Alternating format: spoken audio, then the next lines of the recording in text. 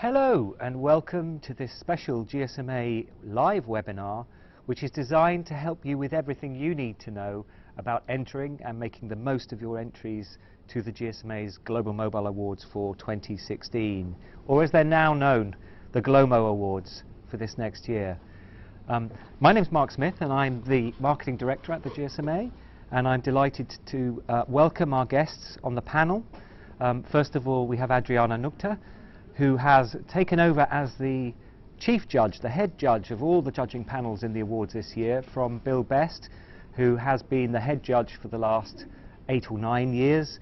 He stepped down this year and Adriana's taken over. Welcome, Adriana. Thank you, Mark. We also have Gabriel Brown, who is a senior researcher with heavy reading, which is part of the light reading media empire.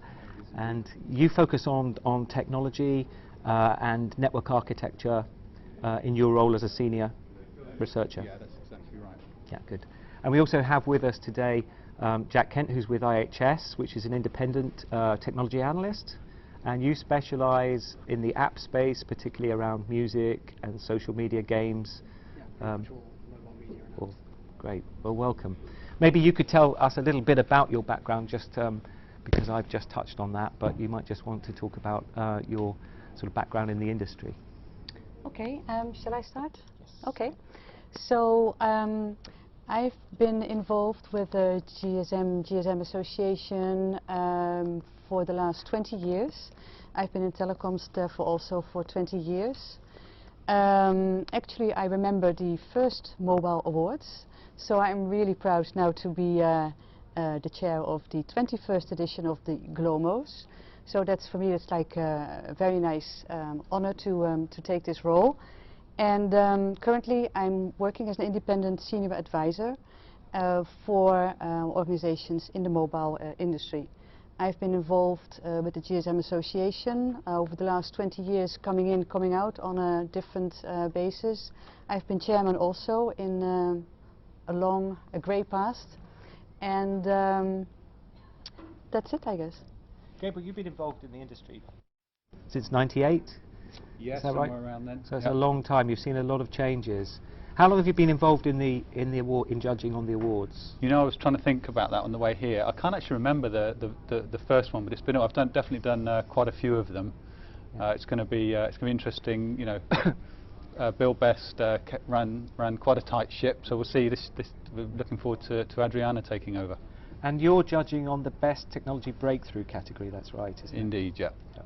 And Jack, how long have you been involved in the awards? So this is my second year as a judge, but I've been covering the mobile apps and media industry for about 7 years now. So I started in 2008, the same time as the App Store launched. So really, yeah, I've grown and at the same time as the App Store, and really been there at the start of this evolving mobile media explosion, really. Great changes, of course, in the app space. I mean, that market, from what was really the gold rush in the early days, has matured a lot, and I guess you're looking for different things from apps now from what you were looking at when you started. Yeah, it's not really just about making money, it's about kind of having a sustained relationship with an audience. So how do you sustain that audience, and how do you really integrate with other verticals as well? So not just what can an app do, but how does it work with health and fitness or automotive and all these other industries. Yeah, great. Well, welcome and thanks a lot for joining us. I should just say a couple of things about the awards. They're open, obviously, for entry now at globalmobileawards.com.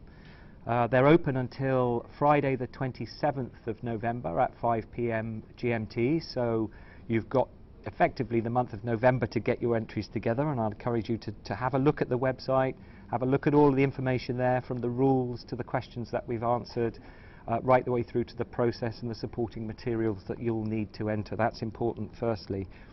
We have some 41 categories in this awards, some 34 of which are open to entry. That's because in some categories we open those as nomination categories only, and this includes the devices category, for example, and the best overall app category, amongst others, that are really for judges to submit their nominations so that we get the very best of not just what's out there in the market, but products and services and apps that are actually doing great business around the world. And our analysts provide us with their nominations for those categories, but I'd advise you to check out which ones you can enter. We also have quite a number of new categories this year, and that includes, for example, in the Connected Life category, we have a new award for travel and hospitality industry, and we've seen a great deal of developments and evolution in that field. We have also a number of new categories in apps, which we've simplified the process quite considerably around games, music, lifestyle, and as well as apps for social and TV, those sorts of things, but a really simple process to submit there. So turning to our panelists again, I would ask you, we're now into the 21st year of these awards. Why do you think they've endured in an industry that's so rapidly changing? Adriana? Well, I guess because every year there's something new. You're saying it yourself, it's rapidly evolving, it's changing all the time.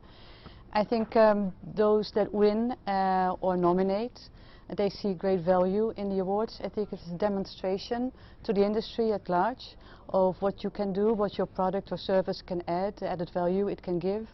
And so I think it's highly appreciated as an opportunity for and by the industry to show new innovations. Guys, what would you say these awards mean to a company if you're nominated or you win at the Global Mobile Awards? How important is that to your employees, to your investors, your partners, suppliers? Would you say it's quite a mark of? It's, I mean, it's a big deal it's a massive deal for the people in the marketing teams who have put in a submission, and kind of, that's kind of their job to go and make the name for the company. And that's why they're always trying to get the jump on who's won and who hasn't, because if you win and you're in marketing, it's very good for you.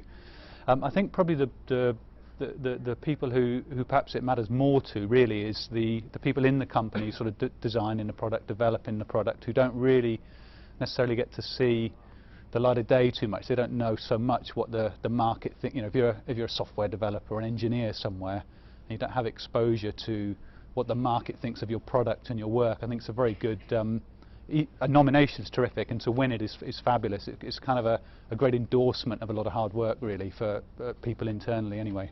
I think that exposure, that awareness can make a difference, especially for some of the smaller companies that might be entering, particularly in the app space, where you might have a small team of developers working on a quite local app, but if it shows that innovation, then it's something that can expand through the awareness you can get from the awards. So. I'd say there is, I've certainly come across this perception that the awards are maybe just open to GSMA members, or it's the big companies that win these awards. What would you say to that, Adriana? No, I think the intention is that it's open to everybody. That's key, it's not the big guys only, it's big and small. Everybody has an opportunity to show off their innovation, their new services, their new products. And it's for everybody who has a role or who wants to play a role in the mobile industry. I think when it comes to making an entry, what do you guys specifically look for? Let's take each area that you focus on. So Jack, what do you really look for in an entry around the app space? When you're looking at apps, you really want to see what difference does it make to a customer, be it an enterprise customer or a consumer. So what does it do differently?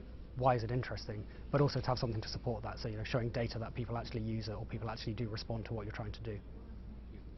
And from a technology perspective, Gabriel, what catches your eye? Yeah, I mean, it's similar. The things that I'm interested in, I'm only one judge on the panel for the category, so bear that in mind. I think you really want to see things that have potential, that you think in years ahead will impact the market, will grow the market, and will end up ultimately making money for everybody involved. So things that have potential, I think, is very important. The other thing, probably more so this year, a little bit as Jack mentioned earlier, we're kind of really looking, I'm looking, and colleagues in my firm are looking at how other adjacent industries might benefit, or how that's going to, how mobile or wireless technology will help. As mentioned, whether healthcare, transportation, all those kinds of things. I think we've had this really, mobile's had a great run. I think it's one of the reasons why the awards have, lasted 21 years. But I think now we're looking at kind of expanding beyond that and clearly all a lot of the discussion around, for example, 5G development and use case development now is, well, what are some of the requirements elsewhere? What does a self-driving car need? So I'm going to be looking at that type of input as well this year. Actually, we've had a question on Twitter here. What's more important in an entry, innovation or demonstrating delivery to a customer? What would you say to that? I mean, it's a very good question. One of the things that's very hard actually to identify is innovation. And if you think about the way the awards are kind of designed normally, I don't know, probably change a little bit this year, is often you don't know innovation until it's already happened. So, you know, if you could predict all these things, you know, would be great. So a mixture, really, I would say, on that front. Demonstrations, very good. Proof points are really important. Again, the issue is you want to, I think normally speaking there's a kind of requirement that the product or service you're entering has kind of launched commercially that year. That's right. So often it's you don't know necessarily whether it's got that, whether it's been a success yet. You see the start of it, so it's a little bit of a mixture, I think. I mean, so I mean, in that regard, often innovation comes at a very early stage, and I think a lot of questions I often get, the question is, can we submit if it's kept confidential? Do you keep the entry secret because it is so innovative and so brand new? How do we look at that? Yeah, I think that if a product is or a service is in a stage where you don't want to disclose anything, that's not the moment to nominate that product or service for the awards. So I think it's a very simple rule. If you don't want it to go, if it's not ready to go public, then don't submit. Sometimes in the past people have submitted extra kind of documentation supporting material about the customer or that type of thing that they don't want to go public, and certainly that's very useful. Certainly I as a judge, you know, respect the confidentialities and things, but again, you know, there's whatever on a panel of judges, so I can't speak for everyone else. So judges yeah, so I think it's good, you know, you can use non-public information in a submission. I personally will keep it quiet, but I think as Adriana says, you want to really think about this being a public showcase. I think that's right. I think we would advise very definitely, because with 270 judges we just cannot guarantee that anything could be kept confidential in that sense. We can't have an NDA with each and every judge, for example, so we would advise not to submit anything you don't want in the public domain. When it comes to entries, I mean, particularly, probably less so with you, Jack, in the app space, but do you find that there's a lot of companies will either write their entry as if it's a press release, pitching like a sales pitch to you, or do they overuse technical jargon, for example? Like I said, it's not necessarily such a problem in the app space because it's a very consumer-focused industry, so that kind of thing gets filtered out. But there still can be a problem. You don't want the technical jargon. It's important to be able to explain what something is clearly. The judges should be experts in the field, so we are aware of those, but you want to be able to demonstrate why it's got wider appeal and have data to back it up, and buzzwords aren't going to help that. Having supporting evidence that does will be more important. But obviously in the tech field, there's a lot of acronyms in our business. We're judging the best technology award, we're going to have technology terminology in there, and I think there's no escaping that. I would agree with all of you, though. Be concise, be clear in your writing and your submission, video, whatever it is. But yeah, don't worry about using a technology term if you're trying to win the best technology award. But don't overload it with sort of drivel and meaningless, made-up, acronyms and all that kind of stuff. I guess you have a harder job than most in the technology category, because you are dealing often with quite deep network architecture or quite significantly complex technical solutions that are entered. From that perspective, how important is to see a video of something as judges? How can a video help you visualize what something does and what it offers to a customer? Yeah, the video's a bit of a tricky one. So I was thinking about this. On the one hand, it's a bit of an effort, to be honest, because you have to. A lot of videos have a little pre-roll, till you actually get to the point, as it were. So you can burn it 2 or 3 minutes, and if you think you've got a lot of submissions, you've got to get through all of that. On the other hand, I think where it's Where it's very valuable is particularly for submissions from non-native English speakers.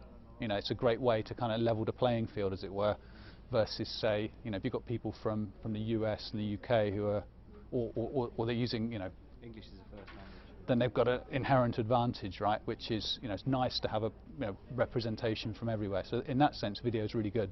Well, we do ask entries to be we do limit them to sort of 3 minutes, and of course you can upload your link from YouTube or Vimeo or any of the public video platforms directly onto your entry form. But we would say keep them succinct. How important is it for you to get your hands on an app and play with it and use it, rather than understanding fairly quickly what it is an app does, for example? It is useful, but it's not absolutely necessary. For example, there might be some apps which, for customer reasons, are only available in certain geographies, and that shouldn't exclude you from entering. So just because you might be in a country where you don't think the judges are, in that case, that's also where videos can be really important, provided the video shows you what the app does, and it's not just a video telling you what the app does. So, you know, show, don't tell with the videos, I'd say, is important too. We've got obviously the Connected Life Awards, which are not categories you're involved in, but that's about these adjacent industries that are coming into mobile and have been for a few years in areas like automotive, health, finance, these kind of areas, and the Internet of Things, of course, which is a separate category on its own. Where do you think the industry's at with some of these vertical segments? Do you think is it all about still looking for a business model in some of these regards? Do you think that there's some really genuinely good innovation that's going on that actually has long-term potential and is sustainable? I'm throwing this at you. It's a slightly different area from your focus, but it'd be great to get your perspectives.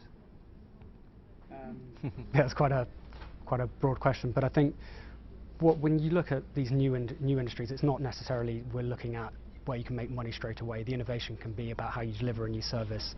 I'm looking at the consumer side, how you use those technologies to deliver a new service to consumers, and the monetization can happen elsewhere. So the monetization can be an existing relationship people have with a subscriber. Provided you're doing something interesting and delivering something new, then I think it's, you know, that's something I would look for as well. So from a technology breakthrough perspective, Gabriel, are you looking for things that then can help the networks to deal with the capacity constraints and challenges that these new adjacent areas? Yeah, I mean, whatever it is, even, you know, almost kind of what you're seeing in the, you know, state of the art in the market today started some years ago in terms of you know, originally the sort of fundamental technologies, but even through to sort of the sort of product type technologies that tend to get submitted. I think your point on a vertical industries and the business model is a really good one. It's such a key issue.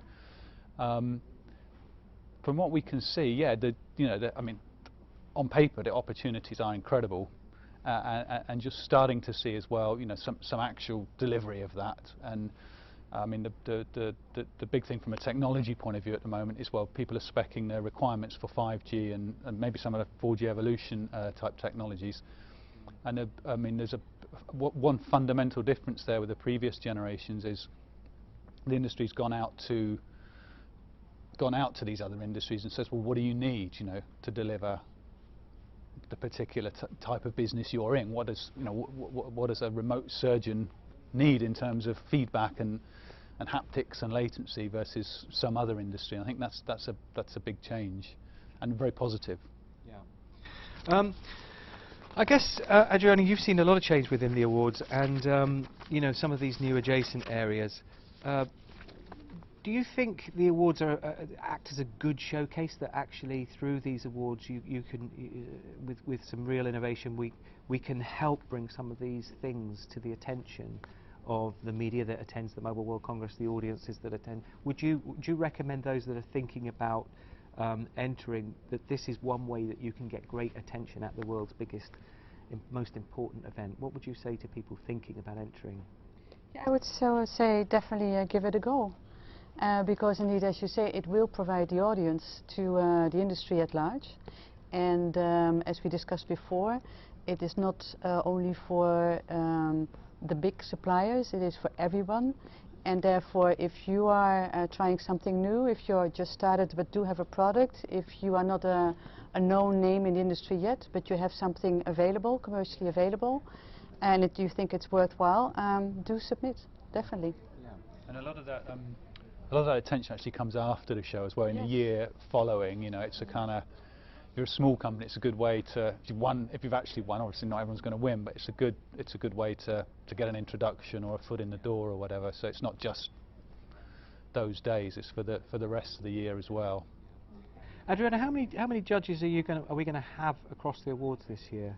Approximately 270, 275 judges. So a lot of good people from all over the world with different skill sets, you know, of course targeted on the category they're going to judge. So I think we have a terrific group of judges.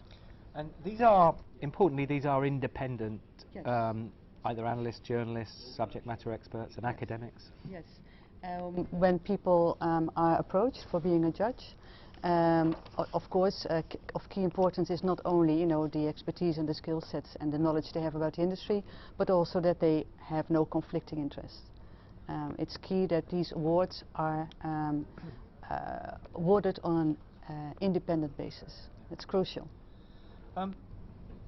We have a couple of categories which are sort of almost the best of the winners. So, for example, in Connected Life, we have an overall Best Connected Life category, which is judged from the 6 winners of the different categories in that overarching umbrella category. Same for the technical categories. So each of the 6 winners in those categories go forward, and they're judged quite uniquely, aren't they, by CTOs? We have some 23 CTOs, I think, who will be judging this special category. And what is unique is that in the other categories, because of the independency, you don't hardly see any mobile operators or people coming from the mobile operator environment. But for this particular category, we have been approaching and have selected a panel which is of CTOs of mobile operators. Yeah. So selecting then the final product. So that's almost a sort of an outstanding champion of the technology category, isn't it? Which is quite something to win. So if you enter those, you've actually got a chance of not only winning your category, but the overall best technology, outstanding technology category. Adriana, you've also participated in recent years in the device judging, haven't you? And that's always quite a hotly contested debate, isn't it? About smartphones and about tablets, and this year wearables, etc. We obviously have a nomination process for that, where the analysts bring their list of nominations, and then there's a pretty heated discussion. It's not always been easy choosing those winners, has it? No, we always had a good debate, as they call it, because this particular category, it is the judges which nominate, which is different from the other categories. So, and then of course you have to defend your choices with the peers in the industry, and to make the final shortlist and the final selection, the final winner.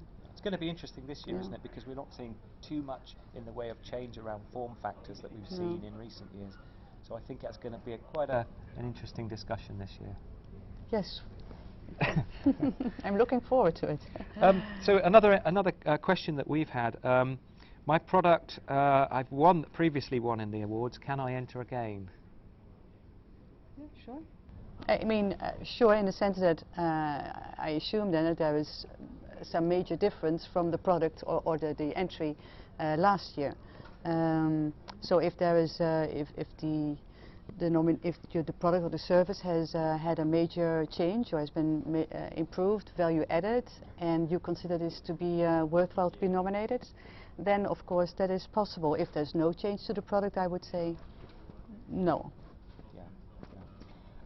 Do you have to partner? Here's another question. Do you have to partner with a mobile network in order to enter the GSMA's awards? No, no need. No. Great. And what about my product has been entered into more than one category? Is that permissible? You would normally qualify for one category only, I would say. You must choose one category, otherwise it becomes, well, no. Okay, great. I think we do allow multiple entries, but into the same category, it just wouldn't be right to have the same thing entered. No. I think is what we're saying, isn't it? Yeah. Okay, so when it comes to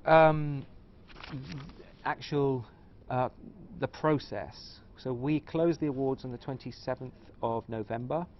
and then we have a period of judging, don't we, where the judges actually go in and score, and then we typically announce the nominees in January, I think it is. And then we'll have the presentations which take place at Congress next year. So how will companies learn if they are nominated in these awards? Whether they're on the shortlist, you mean? Yes. The nominations will be made public in January. And then they will be informed themselves. Yeah. So, and the ceremony takes place at the Congress, and in fact we've got some sort of new news around that. We're not going to tell you too much information, but in fact the awards, we're going to shake up the formats around the presentation of the awards at Mobile World Congress next year. You'll find that we'll be doing more of these awards through the days of the show from Monday through to Thursday, and you'll see a lot more of the presentation of these awards on the official show TV channel, which is Mobile World Live. So we'll also have a ceremony for some of the categories, but you'll see much more visibility for the awards across the TV channel during the week of Congress, but we'll have more information for you on that as we get closer to Mobile World Congress. A couple of other questions here I've had from the Twitter feed. How do I choose between two potential categories if they both seem to fit? And I guess there are some things here, for example, where you might have a technology breakthrough which is also applicable to the Internet of Things as a category. I guess we'd suggest you enter both.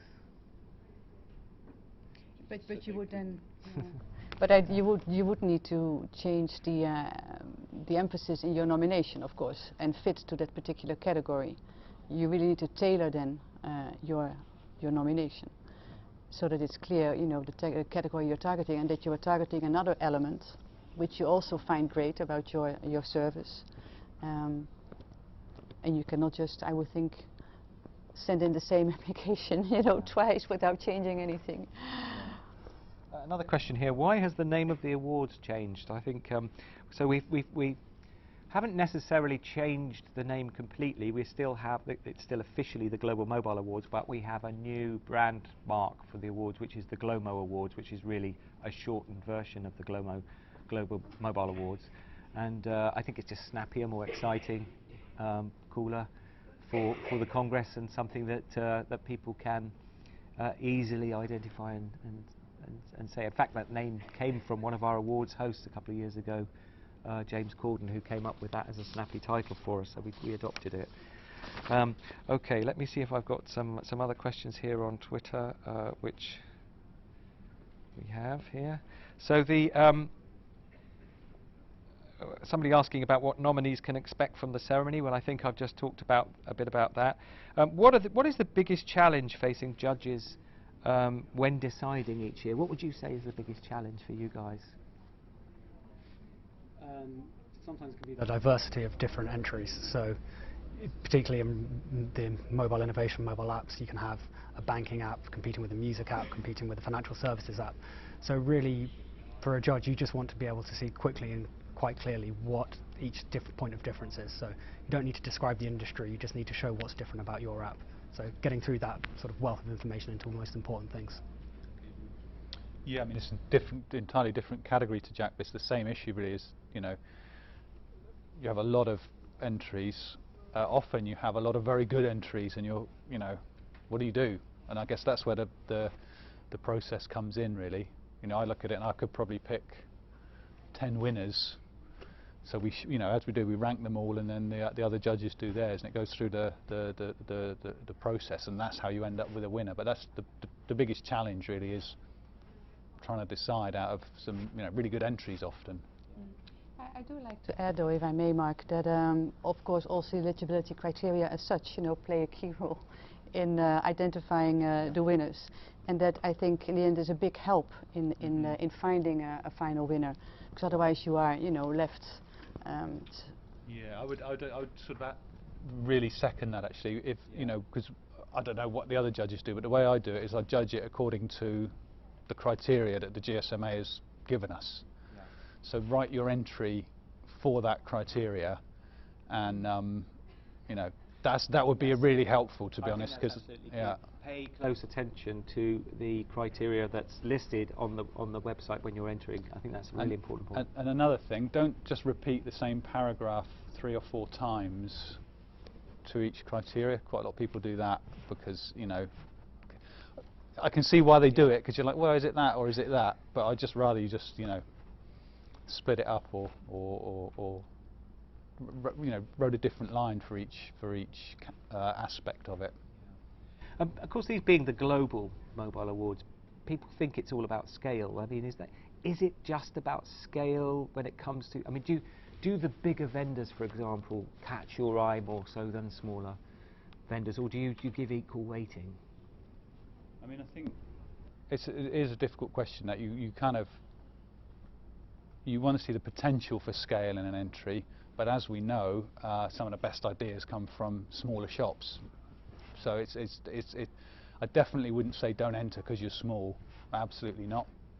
And actually, I know a lot of small companies ask that, but what you'll probably find is even in big companies, it's a small team. You know, so it's you know, from my point of view, don't let that stop you at all. I guess in apps, there are probably more propensity for app companies with something genuinely innovative to be smaller than some of the big guys. Yeah, and to be innovative, you might be targeting a niche audience or a particular local audience. So scale, you know, is important to show success, but you can show success in different ways. So if you are focused on a particular use case or a particular audience, don't let that put you off. You don't need to have hundreds of millions of users. That's not what we're looking for. Yeah. Another question here. In fact, we've had this one already about how do I attend the ceremony, but I think we'll have more information for you to come on that. If you also make sure that, I guess, when you go to submit your entry, people can see the kind of questions and stuff that they're going to be asked once they get into the process, so it gives them time to prepare all of the materials. What other than video, we've talked about supporting materials. Is reams of data important to you? Do you like to see a very short presentation, a very short description? Do you have really time to focus on some of these things? You kind of focus more as you winnow them down to the good ones, you know. So I would probably, you know, reread and go back through once we've sort of sorted out. I like a bit of data personally. I think as long as it's good data. I mean, the thing that's quite a turn off is the sort of meaningless filler data. But if it's good data, by all means, yeah, that's you know, that's what it's all about. Yeah, I'd echo that. I'm an analyst. I'd always like to see the data, but data related to the particular app or service, not just sort of things that are already available, market size and things like that. You know, actually, how does the data relate to the app or service you're trying to promote? Yeah. I mean, in your field and in apps, Jack, where are you kind of really seeing things that catch your eye at the moment? Whether it is, and I appreciate these are separate areas. So you've got sort of music, for example, which is an industry that's quite challenged at the moment in terms of finding new ways of serving content to customers, and then you've got games, which is hugely successful and lucrative these days for the industry. What would you say are some of the key trends in your area? Sure. So taking music first, I suppose. We all know the established music sort of all-you-can-eat subscription model, so you know that's nothing new now. But there's still innovation happening there around, be it around video or around integration with other verticals like health and fitness. So those kind of things are very important, or social and communications features tied into those apps. With games, it's one of the most interesting areas, I think, is how mobile games, tablet games relate to physical toys. So that's a particular area of innovation we've seen over the last few years. So taking mobile games into the real world is something new. I guess interactivity is becoming a key part of that, where gamers can play with other gamers around the world. And yeah, that's always, you know, part of what we expect from mobile games, the online connected sort of multiplayer element to it. Are you seeing, and do you think we'll see in the awards entries this year some innovation around the social media space? Because I mean, we're all pretty familiar now with the Facebooks and some of the social networks. Is much changing in that? Do you think we should encourage some of these newer models to come through? I think there's a lot of innovation happening, particularly around communications and messaging apps as platforms for other content and services. Some of those have huge scale, but others are targeting smaller audiences. So delivering messaging, sort of having a social newsfeed probably isn't that innovative, but how you can use that to, you know, interact with retail or commerce or things like that, that's where we're seeing a lot of innovation as well. Adriana, we've got a lot of other categories, of course, things like social and economic development, which have been a mainstay of these awards for some time. In those categories, we've got some areas that really do help to showcase the best of the industry and what it's doing to improve and enhance the lives of people around the world. I imagine you've seen some great entries come through in this. And of course, we do have some incentives for people to enter by way, it's slightly cheaper entry fee to enter in the social and economic category. But I wanted to ask you your thoughts on areas such as connecting women and using mobility in disaster situations and crises around the world. How important is it for us as an industry to use these awards to showcase what we do that really help people and improve lives? I think it's important. I think it's very important because mobility can add a lot to people's life in all types of different circumstances. And the fact that we use this technology also for, say, not just, you know, modern civilized lives and adding the newest apps and doing the latest thing on your social network and whatever, but that it can improve people's lives. I think it's very important that we recognize these developments and that we also recognize the people who have made this possible. I think it's a very important contribution from our industry, and it is very important to showcase them. Yeah, so the awards, you encourage as many people as possible, because it's not just about showcasing their company, but actually us as an industry and the best of what we do. That's great. Okay, so when it comes to the actual entries again itself, how important is it to have customers' testimonials? Is it really, does that grab your attention if there's a big network, for example, that's saying much about the product that they use it and that they... Yeah, testimonials are really good. I mean, sometimes it's the big networks themselves who are putting in the submissions, if you see what I mean. But yeah, basically, a customer testimonial is always gold dust, right, in any industry. I guess, is that harder to find, the sort of the direct example of what customers say, or is that in the world of apps, Jack, is that just is the proof in the numbers that these things do? I think on the consumer side, you're looking more for the numbers. That will show you if customers like it. But in the app space, we are also looking at, there are enterprise apps in there, so apps for sort of retail partners or automotive partners, and there you can still get customer testimonials in that kind of space as well. So they do play a role. It just depends on what type of app you're looking to submit. And how important is the different cultures around, probably apps more than anything, but the cultural approach to delivering services through an app, is that quite significantly different around the world? There are differences, but in terms of the challenges, they're all the same. It's how do you reach consumers, how do you get the app discovered, and how, if you are monetizing directly, how do you do that? So, I mean, the challenges and the measures of success are the same, even if you are got slightly different approaches to doing it. Somebody's asking here on Twitter about the application process and whether it really makes a difference to engage an agency to help with their submission. That's an odd question, but I would suggest, unless they're a real specialist and really know what they're doing, that's probably not the best approach to doing this. No. You don't need it. I mean, it can be. The reason, I won't want to speak on behalf of agencies, but I think people use agencies because they've run out of time and they don't have the manpower, or, as we discussed earlier, the language skills. So it can be useful. I would say sometimes it shows a bit that it's a third party who's written it. So I think the story's always better when it's the entrepreneur or the developer or the person who's really kind of committed and invested in whatever it is they're submitting. That sort of shows through, even off the screen. You can kind of feel that, and that helps. I guess in your work, I mean, you get to see some great entries and things through doing this. Is that part of the value of your involvement in this? pretty much why I do it, to be honest. I mean, I'm an analyst, and so I'm in the information business, and so seeing what people submit is very interesting.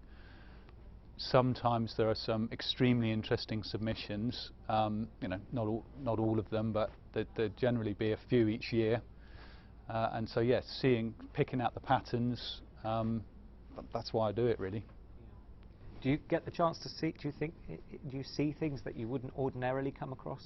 Yeah, I mean, there's millions of apps in the App Store, and when you get to see some of these submissions, they're from sometimes smaller developers, or they're focused on areas that you wouldn't otherwise look at. So it's really rewarding to see all the different types of innovation and types of service that are being developed. I guess you're going to Congress. Yep. You go every year. Or have you been to the Congress in the last few years? Yep. So how important a stage is it to be recognised in this way through the awards, and what are you kind of most looking forward to next year? 2 questions. The thing I'm looking forward to most is the thing I like about Congress, really, is it brings, you know, all four corners of the world to one place.